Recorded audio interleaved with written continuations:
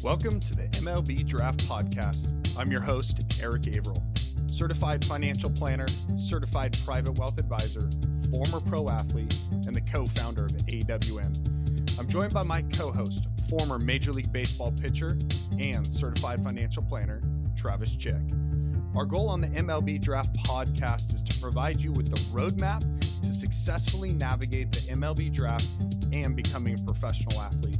You're going to hear from scouting directors, GMs, agents, former and current players, elite performance coaches, and of course, leading financial experts.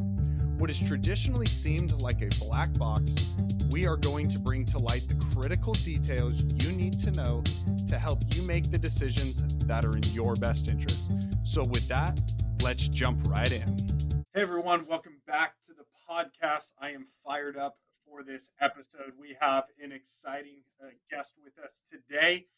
Someone I go back personally with a very long way, and for you, the audience, is going to have a depth of insight and knowledge that very few other players are going to be able to share. And so with that introduction, let's welcome Tyler Beede, pitcher for the San Francisco Giants, to the podcast. Tyler, welcome. Eric, thanks so much for having me on. I'm excited to talk about the draft, my baseball experiences, and anything else I can bring to the table. I appreciate you guys having me on. Absolutely. Well, the reason I'm so excited is, there are probably a lot of people that are familiar with your background, but for the listeners who aren't, why I'm so excited is you are one of the only players that's actually been a first-round draft pick 2 separate times. And so, I really want to start with that, going back to you and your dad and your family and your guys' draft, experience coming out of high school. So we're talking summer of 2010, headed into the 2011 draft season, where you eventually end up being the 21st pick overall with the Toronto Blue Jays. Where I want to start in your journey, though, is actually kind of where we met back in the day, is Team USA. So many of these players listening to this podcast have traveled this path that you're on. But for you, it wasn't always a guarantee that, hey, I'm going to be a first-round draft pick. You were a little bit of an underdog. Can you just share with me a little bit of your journey between that junior and senior year of high school? Yeah, absolutely. I think for me, it was growing up as a athlete, as a baseball player from Massachusetts. It was about, how can I expose myself to the talent around the country of guys from Georgia, Florida, the South, out west in California, kids who could play all year round, kids who were probably more talented than I was at that time, and just see how I compared to those guys. So yeah, I found myself, every summer, after high school baseball finished for me, I'd pack up a suitcase and just start traveling with my dad. We'd go to Georgia and so on, and found ourselves in Cary, North Carolina at, Tournament of Stars. And, for me, that was my one of the first experiences and exposures I had to playing with kids with tremendous amount of talent and ability, and seeing that, hey, I could have some success, but I wasn't where I needed to be. So, it was time to get back to work and evaluate where I was at, work on the things that I know I needed to work on, develop some strength, add some velocity, command another off-speed pitch, things of that nature that, I had aspirations and the ability at the time to go play college ball. But after that off season of working out, and getting myself in better positions and improving on my weaknesses, I found myself not only, with the chance to be able to go to the school I dreamed of going to with Vanderbilt, or even getting drafted. So there were a lot of things that I learned through those, high school showcase experiences. And that was one of them, just improving on the things that I needed to improve on. That's great. And can you elaborate a little bit? I think what would be helpful for this audience is, so many players, you go through the summer circuit, you go through the Perfect Game All-American game, which you were a part of. You get to do a lot of these great experiences, and you start to see the draft rankings and the boards, and it can become very emotional of people are projecting you certain places. But really what I heard from you in that little tidbit was, you really propelled yourself by the work that you did in the off season. And can you talk about just what that process was, where you worked out? It's funny because I really want you to expand on who helped you from a physical standpoint, because today he's probably one of the biggest names in baseball. But back in 2010 and 11, he was an obscure strength and conditioning coach in Hudson, Mass. So walk us through that process and the mentality of what it took as a senior in high school, maybe the sacrifices you had to make from a social standpoint to get where you ultimately ended up in the first round of the draft. Yeah, absolutely. I was very fortunate to have Eric Cressy in my backyard in Massachusetts. And so for me to be able to utilize that resource at the age of honestly 14, 15 years old was huge for my development. And he continues to be a huge, resource that I use, and a guy that continues to improve my career and keep me healthy. So, when it was, I was going into my junior year of high school, I made the decision to transfer from Auburn, Massachusetts, Auburn High School to Lawrence Academy, which is a prep school that forced me to live on campus and live there. So at that point, I needed to find ways to commute to Cressy's. So me and a teammate decided to, finish up class and just commute and work out there and train there as much as we could, and get back for study hours and time to get back into the room for to get a good night's rest. And so, yeah, for me to be able to utilize Cressy's in that time of my career was huge, just because I was a string bean, man. I was 165, 180 pounds. And then going into my senior year, I bulked up and got over 205 pounds, and, was able to put myself in a position to get drafted high. But yeah, I think a lot of it was a credit to the availability of Eric Cressy and being able to train there. Hey, Tyler, just real quick, I have a couple questions because it seems like so much of your focus, as you've mentioned this a couple times, it just seems like the focus was for the draft. And so thinking through the mindset of kids going through this process, not really knowing if they're going to go high enough in the draft and make it worth signing or go to Vanderbilt or somewhere like that, what was your mentality to help you stay focused during that time? Was it, I just want to get drafted in the first round? Or is it, I just want to be a better baseball player and want to go to Vanderbilt? Just elaborate on that a little bit if you don't mind. Yeah, I just had a deep passion, and as I still do, to just be the best that I can be. I think I've always tried to understand that Tyler Beede can't be Corey Kluber. He can't be Max Scherzer.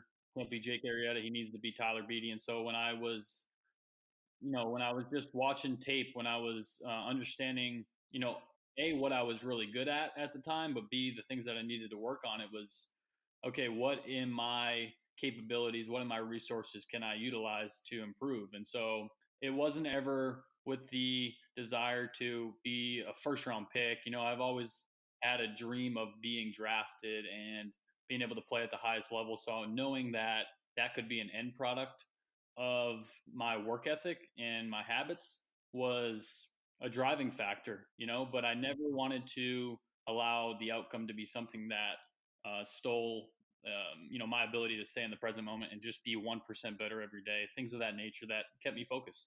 That's fantastic. And, it's so funny, the mindset, you see excellence mindsets everywhere you look. You can, read all the books that focus on it and how can I get better every day, single day. And I just love that 1% mentality. So that's just great.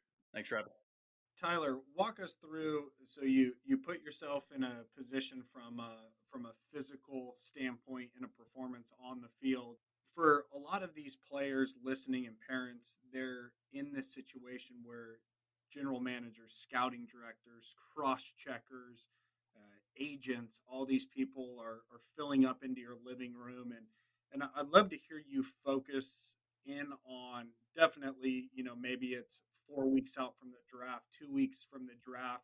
What's it like for a high school player to have to handle, all of those type of meetings, and what advice would you give specifically to the 17, 18-year-old player that's listening right now? Yeah, so there's so many things that will go on during the high school experience, especially if you're going to be getting drafted high.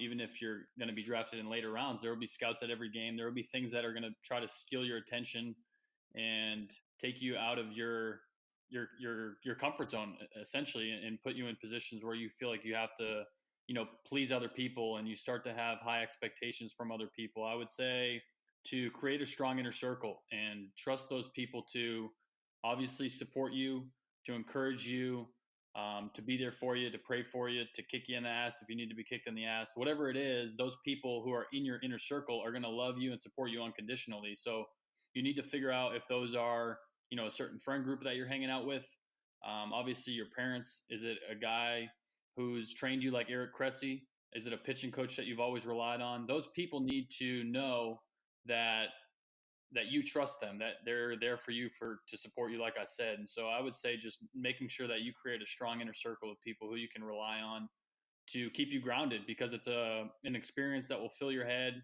It'll give you the opportunity to think that you are, on top of the world, which obviously is an experience unlike any other. And it's not to steal the joy from the moment to be drafted, but also you don't want to let it get to your head. You know that it's just, if you do get drafted, that it's just the start of your career, and you have so much more work to do in order to, reach the highest level of baseball. So just staying grounded and trusting your inner circle best that you can.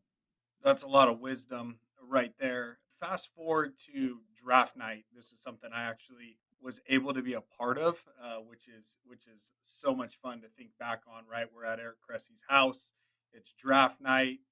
The Blue Jays pluck you off the board. It's all of this excitement. Your first round pick. And then to kind of, spoiler alert, in case people don't know your background, you end up at Vanderbilt. So um, just just walk through that process, and not, anything specific that you don't want to share, right? This isn't even about, was it not enough money? Was it enough money, and medicals and all those things? But I would say this was your first introduction to truly the business of baseball. Can you just talk through that experience, and maybe what are some of the potholes that you would um, give wisdom to the parents and to the players as they go through the actual draft day, and the days after the draft? Yeah, I mean, I'll just say it was one of the best days of my life. It was truly incredible to be able to have so many of these people who, like I said, the inner circle of people in my life, be able to be there and just experience that moment with me was truly humbling. The moment I'll always look back on and be happy that I got to experience with people like you, Eric, my parents, obviously, and just a bunch of my friends, high school teammates. And so it was incredible. But I think from that day forward, it, like you said, it was just an eye-opening experience to what the business of baseball is all about. And it is, you get tested. Really have to become more conscious of the people you surround yourself with, and the things that you're saying and the things that you believe in. And you're ultimately going to get tested on, is this something that you really are prepared for, or are you not prepared for? And so for me, just being able to understand that education is important to me. It always has been important to me. And learning throughout that draft process that, there were going to be signs that'll point you in a certain direction that say, hey, maybe this is for you, or maybe this isn't for you. And it's not to say that the college route is always the best route, or that the high school route is always the best route, but you need to determine what that process is for you and stick to it throughout your draft experience, which I think for me in high school was obviously a lot different than in college, but was incredible and eye opening, and just all the above, I would say.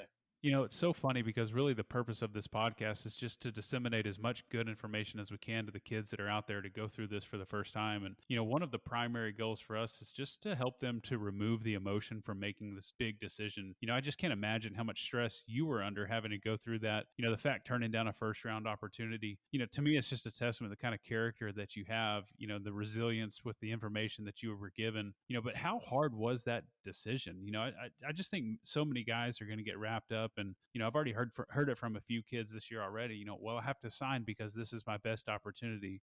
So just kind of walk us through that mentality of having the ability to say no. What pulled you into that?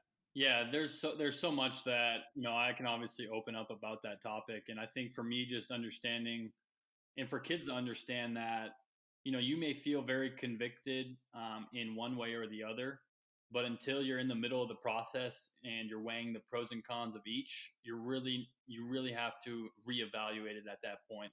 For me, going into the draft, I felt like I was, kind of all the cliches. I felt like I was polished, mentally prepared, and ready for pro baseball at that point in my life. I was 17.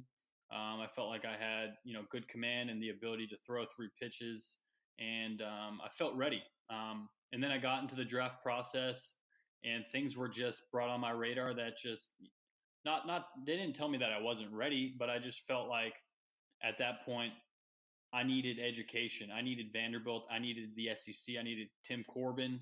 I needed to develop in college more at that point in my life than I did to be immersed in pro baseball and what that was going to do for a 17-year-old kid at that time. And so, you're going to learn different things throughout the process. You're going to hear different things. People are going to try to sway you one way or the other. But you need to, like I said, have that inner circle of people who you trust and can rely on to bounce things off of, because you can't hold things down. You can't try to internalize the process because it'll eat you alive. It really is difficult for a 17-year-old kid to go through. It's incredibly exciting, but don't be blindsided by a dollar amount as much as it is what is the best place for you to develop, to learn, to grow, and to be a kid for the foreseeable future. And for me at that time, it was Nashville, it was Tim Corbin, it was that Vanderbilt baseball program, and furthering my education and trying to get my degree. That's so helpful, and I think it's right. It's this unique perspective that you're sitting on, the fact that, I mean, you're a current big leaguer. You made 30 plus starts last year in San Francisco, and I think it's so fun to hear you reflect back on seeing yourself as a 17-year-old kid and going, wow, I, you actually know what it takes to be successful in the big leagues, right? So I just think it's so much value for the families listening to this podcast of, this isn't a hypothetical, can I look through a crystal ball? This is you reflecting back, sitting from a major league, clubhouse right now, saying like, hey, these were all the necessary steps to get me where I'm at. And so transitioning to Vanderbilt, you obviously go there with huge expectations. You're the only player who doesn't sign in the first round of 2011. Vanderbilt is essentially on the map because of Tim Corbin. It's a huge draft class. You come in, huge expectations of your freshman year. And I remember talking to you, just also the academic pressure of that. What was it like showing up on campus? It was difficult. I'll be honest. It was one of the most difficult years of my life. And I think I was overwhelmed. I went into college with a big ego. I thought, man, I'm a first round pick. I want to prove to these guys that I'm capable of being a first rounder. And I want to go out there and be someone that the team can rely on as a freshman. And like you said, academics started to weigh on me. I'd wake up at 8 a.m., have class up until about 2 o'clock, go to the field, practice for 3 to 4 hours, and then have study hall. And that first year, the first fall, was taxing. It woke me up, it kicked me in the gut, and it obviously put me in my place to say, hey, look, you have a lot of room to improve. Just because you were drafted in the first round doesn't mean that you can wake up and just have things go the way that you want them to go. You're going to experience failure, you're going to experience adversity, you're going to be humbled, and you need to be able to be a good teammate. You need to be able to get kicked down on the ground and be able to try to get back up and like I said, learn and grow and try to improve every single day. And my freshman year was just the epitome of, one step forward, 2 steps back, 1 step forward, 2 steps back. I just felt like I was putting myself in a hole because, I didn't have the right perspective of, hey, this is going to be difficult. This is the SEC. You're not going to walk right onto campus, pitch on the weekend, and have success right away. It's going to take a lot of learning and a lot of growing and a lot more focus. So you transition out of that freshman year, like you said, it was obviously you had a meaningful impact as far as innings and exposure to the team. You roll into your sophomore year and you absolutely dominate. Sub-3 ERA, invite to Team USA, and all of a sudden the draft chatter starts between your sophomore and junior year, right? Coming off USA, it's Tyler Beede, locked top 10 overall pick. Could he potentially be the 1-1? I remember during this process is when you're making the agent choice, so you've got that whole process swirling and going on. Can you talk to a lot of our juniors in college listening to this podcast, or parents that there might be this projection of who you're supposed to be the upcoming June? Like, talk through maybe the ways you didn't handle it great, what you would recommend differently to someone in your position, and just kind of that overall process. Once again, probably being 20, 21 years old, knowing, hey, I've got to live up to all this hype, or maybe that's the wrong mentality. Can you just walk us through that? Yeah, I think that was probably a year where, my identity was wrapped up in baseball more than any year prior. I was so tied to the outcome. I obviously turned down first round pick out of high school. And so coming up, seeing the light at the end of the tunnel my junior year, like you said, being potentially projected to go top 5, top 10, I saw the light at the end of the tunnel. I just wanted to get there so bad because the high school experience was incredible, but I knew that throughout college there was this weight that was kind of just continuing to build upon my back, and I knew that the draft was probably going to be the experience where I kind of removed that weight and was able to take a deep breath and exhale and sort of enjoy being in pro ball after that. So that year, I think the things that I did poorly were just focusing too much of my attention on the draft as opposed to being immersed in the moment, being able to enjoy that junior season with my teammates. Now, that's not to say that I didn't enjoy, games. We obviously went on to win the College World Series. We went to Omaha. We had an incredible team, and I loved all of those moments. But I was too focused on how I did. It dictated my attitude. If I had a good game, I was the guy you wanted to be around. If I had a bad game, I either put myself in isolation or I was a bad guy to be around. So, I would say that was probably the way that I handled it poorly. And looking back, would rather have put myself in a more immersed environment to enjoy time with my teammates and not be so tied to the outcome. And, I really wanted to win. I just wanted to be able to look back at my college career and say, hey, that's the reason I went to college right there, was to win a national championship. And fortunate enough, we were to do that. And so, we had, incredible staff, we had incredible players, and we got hot at the end and ended up winning. And so, yeah, it was an incredible way to end my college career there at Vanderbilt.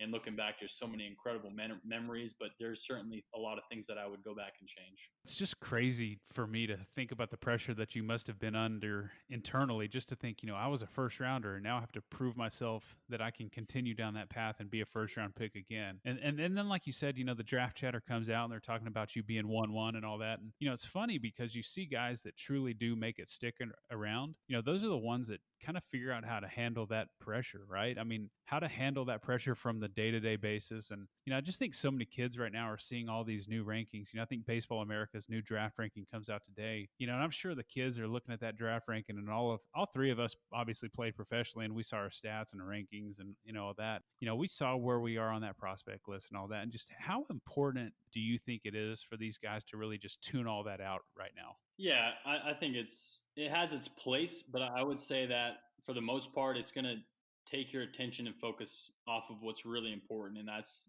your ability to be the best that you can be. Because you're going to look at the rankings and say, obviously 99% of the people are going to say, I'm not that guy at the top, and you're going to start to compare yourself to others on that list and start to become someone that you're not. And so, my thing about it was I looked at it as motivation because I was a kid from Massachusetts, and I was an underdog, and people didn't want to put me high up on a ranking because I wasn't always playing against the top talent in high school. And yeah, you can use it as motivation. And I think like anything that you're going to go through in baseball, there's so much failure and negativity. And if you can have the ability to turn that negativity into, motivation and have it inspire you and give you the desire to improve, then all the best to you. And that's how you should use it. So there'll be a lot of things that try to take your attention off of what's most important. And I think that's one of them. But don't let a ranking determine your value or determine your growth, because only the strides that you're making, the improvements that you're making. And once it comes time for you to put that on display, you go on and do it, and you compete, and you don't look back. And so I think just understanding who you are, what you need to improve on is an individual way to go about it. And the rankings can only, kind of take your focus off of that. Kind of turning past a little bit, and it definitely still feeds in. One thing that I'm just sitting here listening, you're obviously talking from a major league pitcher's standpoint and a lot of maturity. This is a decade since you went through this process as a high school kid. For a lot of these families, they're relying, like you said, on these advisors or agents around them, and this is not something where, I want you to say whether agents are good or bad. I would love to hear the advice you would give the player sitting, from this major league standpoint, recognizing, like, It's really my performance and the ownership of how I've handled myself, whether or not I'm a big leaguer or not necessarily my agent. Can you talk about like what you rely on your agent for and how, and this might sound like a weird question, but how are you a good client to the agent? How do you have a good relationship? And maybe what are some of the pitfalls that you see in player agent relationships, and without using, any specific names? Yeah, absolutely. I think it's always a tricky road to navigate is finding the right person to represent you and your career. You want to find someone who sincerely cares about your career and doing all that they can to put you in the best position to succeed. And like you said, it is up to you. Your performance is the way you go about your business that ultimately will determine how you move up in your career and go to the next level. But an agent is there to try to alleviate the things that you can't control and try to help you out on that front. So, they obviously have tight relationships. They've been in the game for a long time. They know how to talk to front office people. And when I was going through the draft process, my first year in high school, obviously, like I said, I learned about the business side of the game. And as you go going through your career, the business side of the game is really what you just want to allow your agent to handle.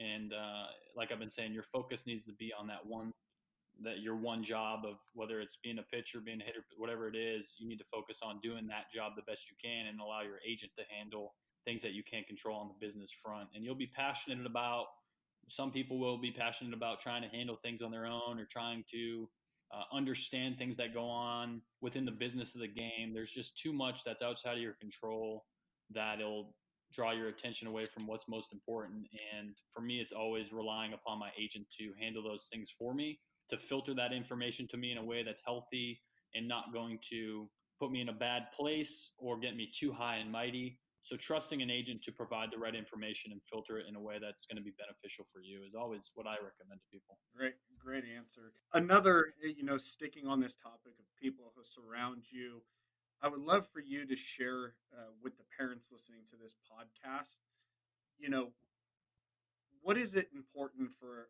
a player in just this, the whole family's going through this draft process and going through your career. But I think it's such a unique opportunity for parents to listen to the advice of a current major league player of like, how do you keep a healthy relationship as a family through all of this stress and intensity? What advice would you give to parents going through this process? I would always be open about the process with my dad. My mom was mostly just there for support, to tell me she loved me and to do her best just to be there for me when I needed her throughout the process. She was just always super excited, super nervous, and so I tried my best to just calm her down and let her know that everything was going to be fine throughout the process. To trust in the people who were representing me at the time, and to trust that things would work out the way they needed to. And then with my dad, who is just very much involved with everything throughout my career. He sacrificed so much for me to be where I was in those places and continues to sacrifice things for me today to be in the big leagues and be the best that I can be. So with him, it was always communicating like boundaries, like he wanted to be so involved in the process that, he may have stressed himself out, which in turn stressed me out, but he did it in a healthy way that made us both learn so much through the experience of how to go about it in a better way. So always, what I tell parents is respect that this is a process for your child, for your son. This is for them to enjoy and for you to enjoy because you've obviously sacrificed so much for them to get there.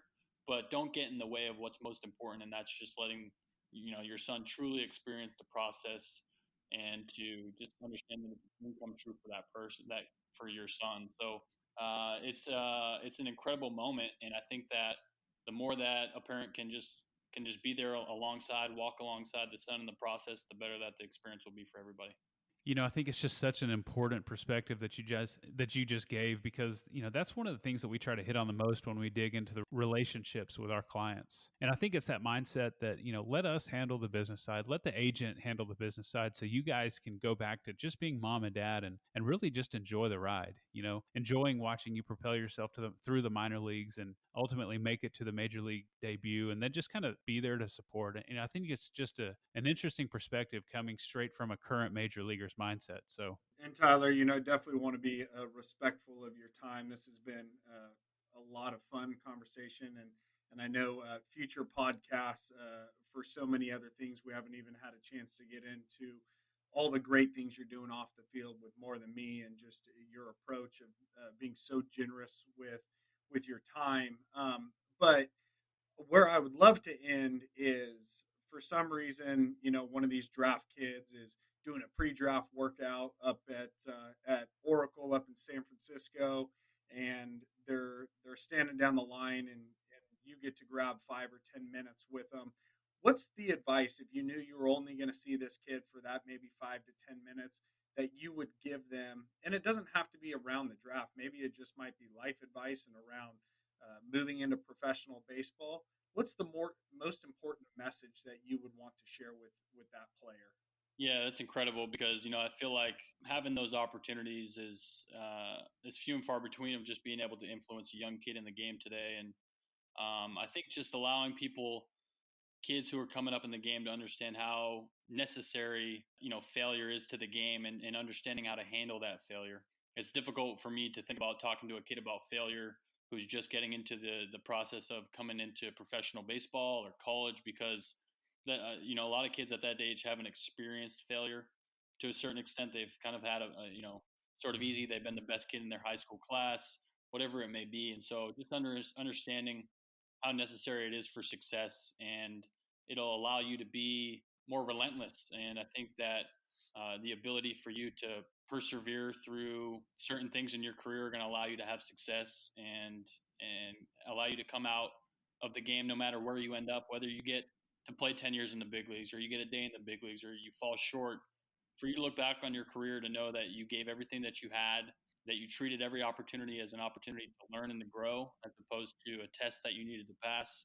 I think you'll look back and say that your baseball career was successful. You had the ability to do something that you loved for the period of time that you were blessed enough to do it, and you grew. You became a person, or became closer to the person that you want to become, and now you can go out and influence the next generation of people to go on and do something that they love as well, and do it at the level that you did it, or whatever it may be. I think will define your career as being a success. That's absolute gold. And on behalf of Travis and myself, we just want to say thank you, Tyler. I know that you are so generous with your time, and I know that these were heartfelt and genuine words. And I encourage the audience, if you do happen to be at a pre-draft workout, or you are going to come across Tyler, I can tell you this for certainty: he would absolutely want you to say hi. Make sure that you let him know you listen to this podcast, and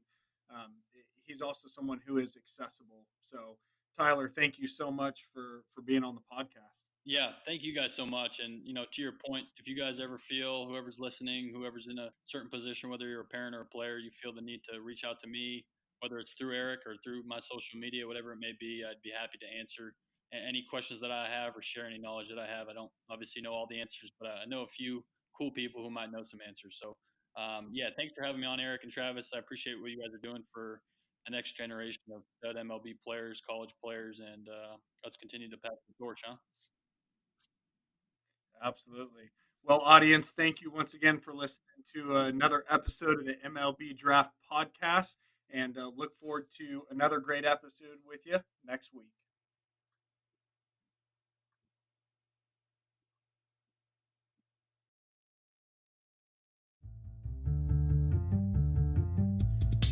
Hey, thanks so much for listening to today's show. We hope that you enjoyed it.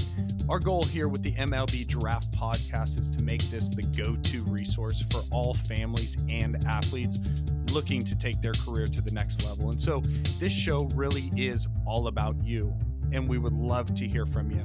Are there any questions you have, topics that you would love for us to cover? Please do reach out. You can shoot us an email at eric@athletewealth.com or travis@athletewealth.com. Of course, you can find us on social. We're on all the major platforms at Athlete Wealth. And if you'd like to set up a phone call with us, you can reach us by going online to athletewealth.com, and you'll see right at the top of the page there's a button where you can schedule a call directly with us. And so we would love to hear from you. And until next time, stay focused, stay hungry, and be a pro.